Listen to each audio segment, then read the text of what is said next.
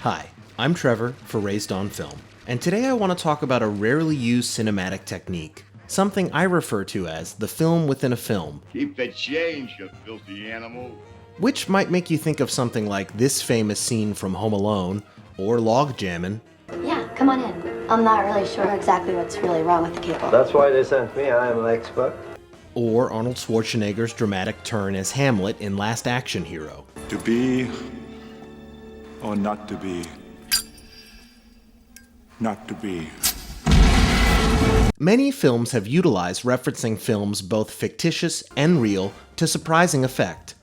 But I'm talking about rare instances where a film seems to take a complete divergence from the main story and characters in order to craft a short film within the film.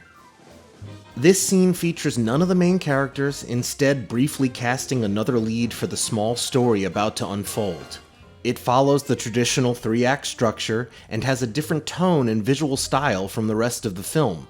To illustrate what I'm talking about, let's look at Sam Raimi's Spider-Man 2. This film within a film opens with a group of surgeons about to remove an enormous mechanical device connected to an unconscious man. Excellent practical props are used to show the scale of the mechanism the doctors are attempting to remove. Their workplace banter is cut short by the suspicion that not everything is as it seems. End Act 1. Just as they are about to operate, all hell breaks loose. Raimi falls back on his bona fides as a schlocky horror director and goes full Evil Dead with the scene. Dutch angles, quick zooms, the monster's POV, puppets, animatronics, exaggerated sound effects, and even a motherfucking chainsaw are all featured in this tight 2 minutes of brutal mayhem until the entire medical staff has been killed. End Act 2. The unconscious man wakes up to witness the carnage around him. In a twist, we learn he is not the villain, but in fact, a victim of the very machines fused to his back. Roll credits. In the middle of a pretty run-of-the-mill superhero movie is an outstanding PG-13 horror film. One of the advantages of this type of filmmaking is that it allows for the world of the film to expand. Rather than focusing on the main character or characters, we zoom out a little bit to see how the story unfolding exists in the world the film is creating. Superhero films, which are essentially morality tales, seem to lend themselves particularly well to this, often showing background characters with their own tiny, isolated stories, or honing in on new characters foisted into the center of the film's moral dilemma. It shows the resonance and reach of the story in a very real and human way, even if those humans are fighting a robotic set of arms with chainsaws. It allows for the stakes of the film to be re-established.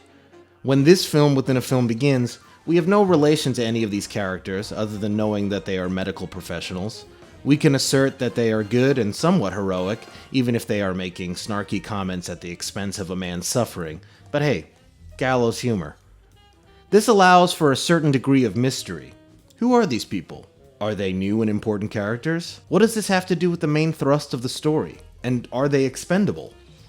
In contrast to the world and tone Spider-Man 2 has thus far set, which is pretty emotionally wrought and morally heavy-handed, this scene sticks out like a sore thumb.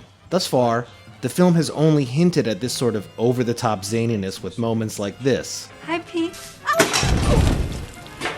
Or when Peter Parker just can't seem to get these mops in the damn closet. The mops in the closet, man, I forgot about that. Or with J.K. Simmons' entire performance and the fast-paced, cartoonishly edited world of his office. Run a picture of a rancid chicken. Here's a headline. Food poisoning scare sweeps city. Some food got poisoned? I'm a little nauseous, yeah. But that doesn't even begin to compare with the mania of the surgery scene. And even something as ridiculous as a fight between Spidey and Doc Ock on the side of a building doesn't lean into its own over-the-topness as much as the operation. Another great example of this is from Tarantino's Inglourious Basterds. In this scene, a brand new character, Archie Hickox, has been sent to pose as a German soldier in order to gather information from an informant. Hickox and the informant have only just been introduced, and aside from 2 supporting characters, every other person in the scene is first appearing here. Once again, the scene is charged with the possibility that anything can happen. Had this scene been between our leads, then it would have culminated in the death or domination of one by the other. It would have been the climax. But since it's not them, this scene has unlimited potential.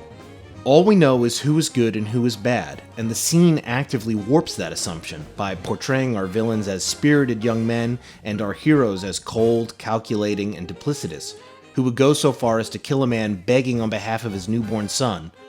But, you know, in the end, he is a Nazi, so you made your bed.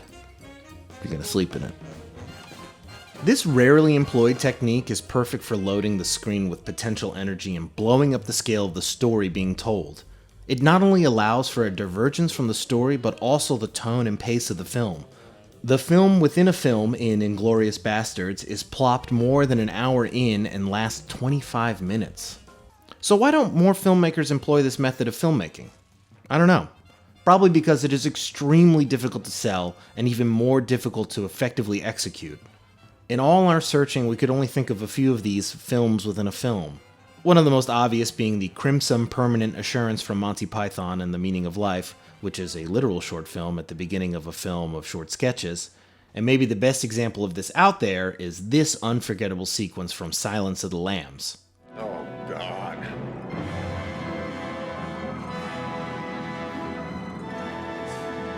Arguably the scariest and most memorable scene from an already fantastic film, and none of our main characters anywhere in sight. Crazy. Keep an eye out for these daring sequences in the films you watch, because sometimes the most effective way to tell your story is to let it go, and come at it from a completely different angle. Thanks for watching Raised on Film. Do you know of any other films within a film that you'd like to talk about? Leave a comment. Go ahead and subscribe, turn on that bell icon, and tell your friends. Word of mouth is a great way for this to spread. Alright everyone, thank you so much for watching.